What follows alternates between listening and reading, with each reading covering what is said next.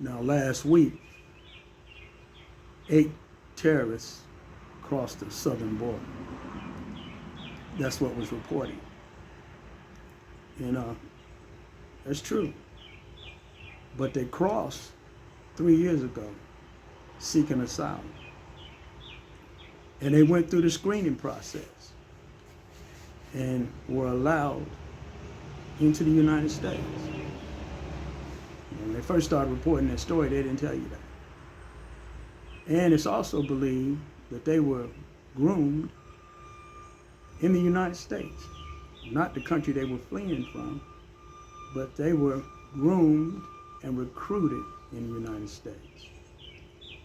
So just get ready for more of these border stories as we get closer to the election, because Trump has nothing to run on now. What he ran on in 2016 was a lie. Make America great again, the southern border. What he build a wall. What he ran in 2020 was a lie. You know, and in 2024, he wouldn't even debate his rivals in the Republican Party because they was going to bring up his record while he was the president. It wasn't that he didn't have to debate him. He didn't want to debate him because he has no excuse and nothing to stand on for the 4 years that he was president. So get ready, because everything that he's running on is a lie. And the southern border, you know, if you look at the facts intelligently and really look at him, he doesn't have nothing to run on there. Trump had 2 years of complete control. He had the White House, he had control of the Senate, and the control of the House of Representatives. He didn't do shit about the southern border. What'd he do? He crammed the tax cut, which I like to call welfare for the wealthy. That's all he did. And when you get on MAGAs, because they like to say that the first thing Biden did by executive order was to undo all the stuff that Trump did to make that border safe. That's bullshit, straight up. And when you press them, they come up with stay in Mexico. Stay in Mexico is about as useless as Nancy Reagan's just say no. Can you imagine somebody trying to get in this country illegally gonna say, oh, better stay in Mexico?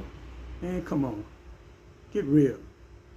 So the boogeyman, you know, a victim always gotta have a boogeyman. When you operate off emotions, fear and hatred, you gotta have a boogeyman. You gotta have somebody, a scapegoat, to blame all your problems and failures on. So don't believe the hype, okay? Trump was a failed president, he's a failed businessman, and he's a convict, all right? He's been convicted and held responsible for SA assault. So, no, I'm black and I ain't voting for Trump, you know? And I'm gonna hold my nose when I vote for Biden. But that's our fault, that we don't have some young people that's fit for the job on either side. You know, pass a law. I'll be 65 in 10 days. And both of them men are too old to be president.